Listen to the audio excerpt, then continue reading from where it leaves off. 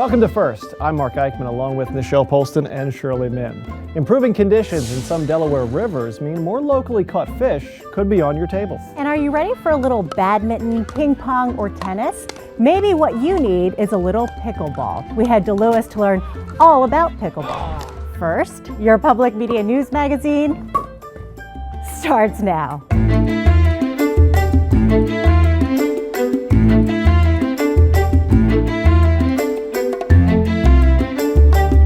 For many, nothing beats a day spent fishing along the shore and soaking up the summer sun. But for decades, anglers have been limited in their ability to eat what they catch because of pollution in the water. In this week's First Look, state leaders celebrate small improvements for those eating locally caught fish.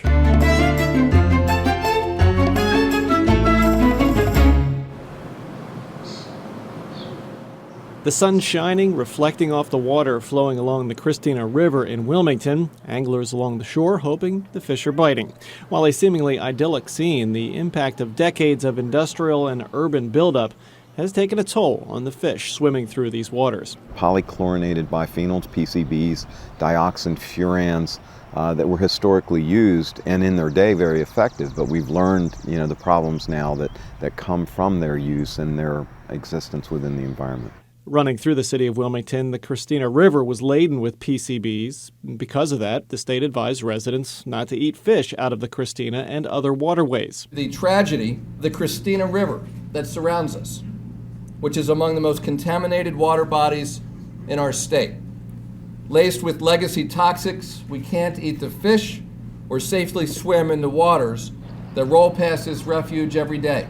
But there's been some improvement. From 2007 to 2015, the concentration of PCBs in this part of the Christina has dropped 50%. This is significant news. It's not a home run, but it's progress. The reduction in PCBs has led the state to change the fish consumption advisory. The previous advice for this part of the Christina River had been to eat no fish.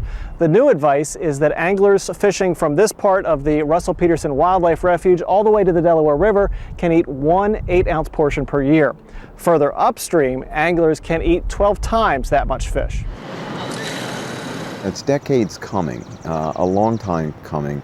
I think we're finally starting to see the fruits of a lot of investment, large and small, cleaning up sites, not using the types of chemicals that we once did, at least as widely as they were once used. Cleaner, more fishable waters contributes to the state's efforts to draw visitors to enjoy recreation opportunities in and along the state's waters. The diversity of resources that we have here in the state and water features are a big part of our state park and our fish and wildlife areas. We manage 100,000 acres of recreational space, and we want everybody to come out and enjoy them and know that they are safe places. And if you want to fish, you can do it. Take a fillet home and have at it. So that's what we're working toward. While the water pollution is improving, it's a slow process. Governor Markell's 2013 Clean Water Push was an effort to get funding to speed that up. But that would take a lot of money all at one time, and I don't know that that's going to materialize. Obviously, that's a big policy conversation. As Secretary Small said, these changes in the fishing advisory aren't a home run. For some waterways, the new recommendation is only for a few ounces more per year. But that's unfortunately the timetable for these improvements, very slow. Small pointed to some spots in the state where the state has added active carbon to waterways, which has sped up the results. But doing that on a wider scale is expensive, and it just isn't something that lawmakers have decided to fund. Now, Mark, do we know if the anglers are actually following the guidelines? Well, the fishermen that we talked to who are fishing in a section of the Christina where the recommendation is for only 1 8-ounce portion per year, very small. They said they're catching and releasing right away and not eating. But Secretary Small said there are subsistence anglers who catch fish out of Delaware waterways to supplement their diet with protein from this fish. And it's a pretty dangerous thing to do. The recommendations are there to protect your health. Right. PCBs can cause problems, especially for pregnant women, resulting in low birth weight, premature birth, and developmental problems. It's a shame, but you don't want to take any chances. Right. Okay, thank you so much, Mark. You can find a full list of the state's fish consumption advisories on our website, newsworks.org/Delaware. Coming up on First, would you bring a reusable shopping bag to the market if it costs you money to take a plastic bag home? And Grant Massey has worked with wood, glass, and copper when he did construction. Now, those things are works of art. The name pickleball may sound funny. It may not be an Olympic sport yet, but we can say it's a game that's sweeping the country. That's because it was created for all ages, and its main objective is to help people have fun. But as we learned during a recent visit with the First State Pickleball Club in Lewis, the social and physical takeaways make this game even more exciting.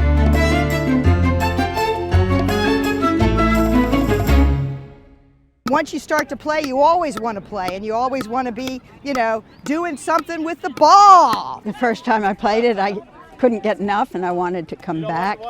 It's just a fun game. Pickleball is the fastest growing sport in the nation.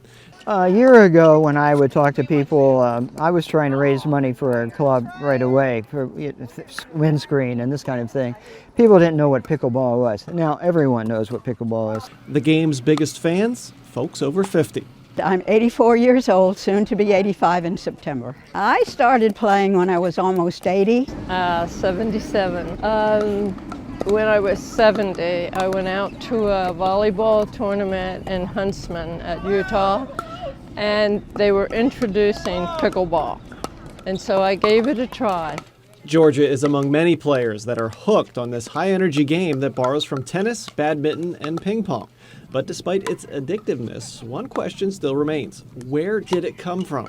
Pickleball was originally discovered or found in 1965 by Senator Joel Pritchard of Washington State. And he came home after playing some golf with a friend of his, and the kids and the wives and other family members were looking for something to do.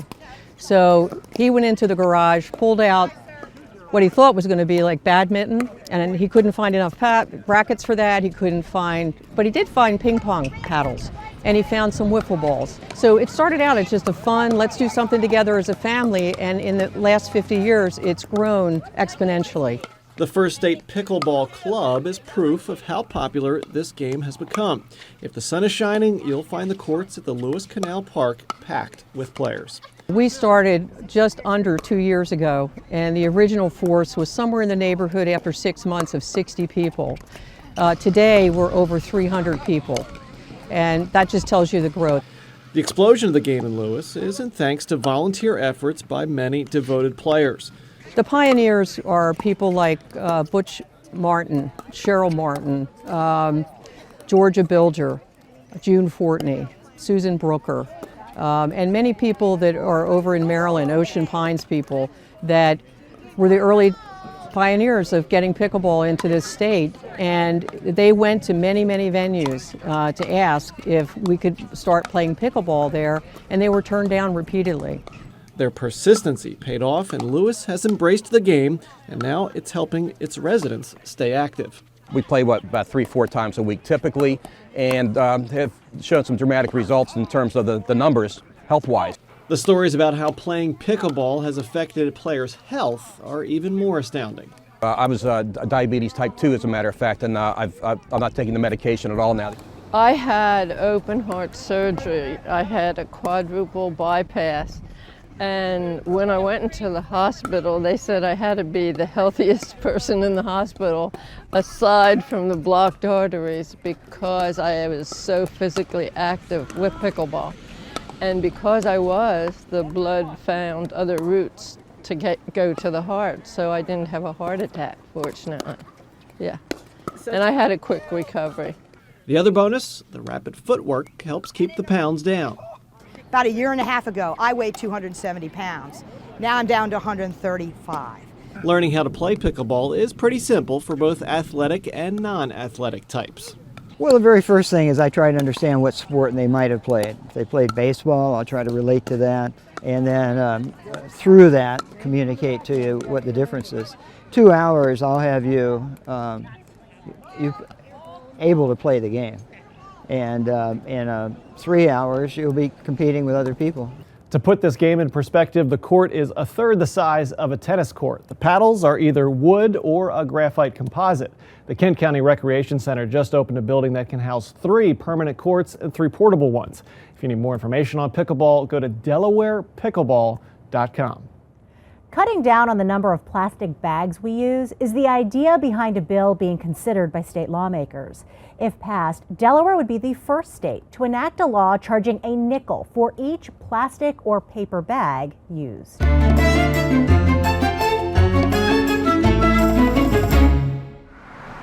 We all have them and use them without giving it a second thought.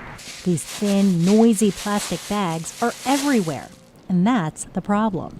Plastic bags are a detriment to our society. You'll find that a lot of your flooding results from plastic bags getting clogged up in the sewer areas. You find birds, wildlife eat the plastic bags, and when they find them dead on the beaches. And then folk also just don't dispose of the bags properly. You'll find them blowing around on the streets. And Wilmington City Council President Theo Gregory is tired of it. He, along with the rest of council, recently said yes, please, to House Bill 202, a plastic bag bill in Delaware. A show of unified support coming from the largest municipality in the state of Delaware, saying that we think that this is a good idea. The pending legislation would require big stores like supermarkets and drugstores to charge customers 5 cents for each single-use carry-out bag used. In other words, if you want a bag, you're going to have to pay for it. Now, that's not a cost that they must incur because they can bring a bag. They can bring the same kind, a single use, or they can bring a heavier bag. Republican state lawmaker Deborah Hudson is the unlikely sponsor of the bill. I've had people say they were shocked at my attention to a bill of this sort, but I just think it's an issue that's coming. It just seems like a good thing to do for the environment and so easy. And all of those nickels spent on bags will go towards recycling education programs, according to the bill. No money is going to the state, so it's not a tax. You're really just paying for this single-use bag. And we hope to educate people that there's a better way to do it than to take home a bag that takes 10 years to degrade. Dee Durham helped to work on the bill from start to finish. She's co-chair of Bring Your Own Bag Delaware. No state has yet enacted a plastic bag bill. Lots of counties have done it and lots of cities. So it is being done all across the United States, and our bill is mirrored after those. The idea behind this bill is that if you really need a bag, you consciously pay for it. Right now, everyone's paying for them, whether they use them or not, because it's hidden in the cost of your groceries. So this is a voluntary choice that you would make to pay this fee. The bill has a ways to go before it comes up for a vote. And so far, the biggest argument against it has been it'll hit the poor the hardest. I believe that that's an excuse for those people who don't want to use multi-use bags. I've not heard that aggressively from the poor. I've heard that from the non-poor. This Wilmington Save-A-Lot on Lancaster Avenue is in a low-income area. It already charges 5 cents for its bags as part of company policy. Most people brought their own bags, although some were paying for it. And I asked the cashier if people have complained to him, and he said no. So I think that it's not a big deal. I think people, once they learn and understand the point here, it becomes automatic. We all have an obligation to our environment. Because you're poor and you have limited resources, you should not be forgiven from protecting our environment for the next generations to come. Statistics have each of us taking home about 500 plastic bags a year. It's estimated that only 7 to 9% of the single-use plastic bags are reused or recycled. So that means, more than 90% of the bags are either ending up in the landfill or ending up out in our environment, in our oceans, in our watersheds, hanging in our trees. Cleanup that wastes tax dollars and Durham ads endangers our food supply. You also have plastic being found in fish markets. So plastic bags do not biodegrade. They're not biodegradable, but they do degrade, photodegrade, and then the little bits of plastic end up in our food chain.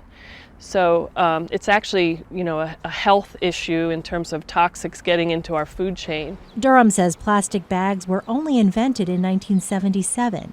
We survived just fine before then, and we can survive without them again, should the law pass. House Bill 202 is in limbo right now. It made it out of committee, but there's no word on when it will go to the full House. House Majority Leader Valerie Longhurst says there are still a lot of unanswered questions about the impact of the bill and how it will be administered, and she doesn't feel comfortable putting it on the agenda until she gets some of those answers. You can find out more at newsworks.org/Delaware. While attending art school, Grant Massey worked construction jobs to pay the bills. He continued in the building trade and worked for years building homes. 20 years ago, Grant decided it was time to try his art again. He never looked back. Combining glass, copper, and wood, he makes artwork in his Frankfort, Delaware shop. First Experience shows you Grant's work.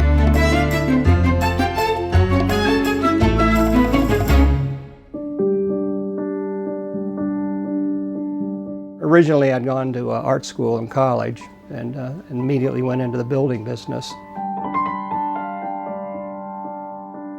I got to a point where I decided that if I was ever going to do art, that I'd rather do it when I was younger and do it or forget about it.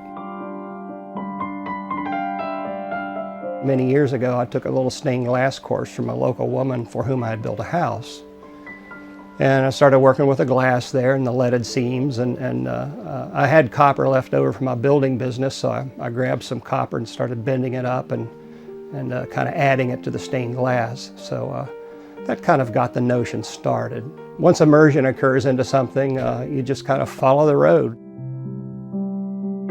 I started off making the post lights, making lights with oversized fish on top of them with the wavy posts. Gradually I started doing other animals, birds, just about any fish. I've done moose, horseshoe crabs, just lots of different animals on top of the light. Gave me a lot of experience just drawing out animals and hammer them up.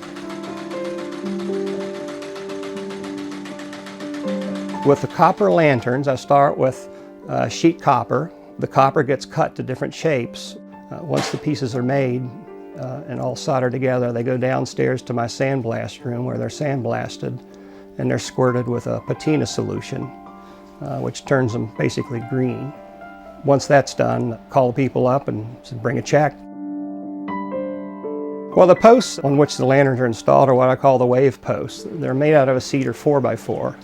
I make the curvy cut down the middle of the 4x4 and then turn the piece of wood inside out so that the curves face the outside.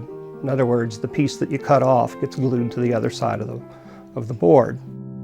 I feel pretty fortunate. I've got a lot of pretty interesting things that I'm working on, and to be able to kind of do what you've always done and have it be somewhat remunerative occasionally is pretty rewarding. I have the ability to do whatever I want to do, and boy, that kind of freedom to follow your muse is a real gift, I think. I get to imagine doing something, and instead of just saying, gee, wouldn't it be neat if you could do this, I actually get to follow through on it and put them out there for people. It's something that I don't ever want to stop doing. I feel fortunate in that I won't ever have to really retire. I'll just probably do it until I drop. You say why? I'm not sure I can really answer it. It's just what I do. It's what I'm made to do, I guess.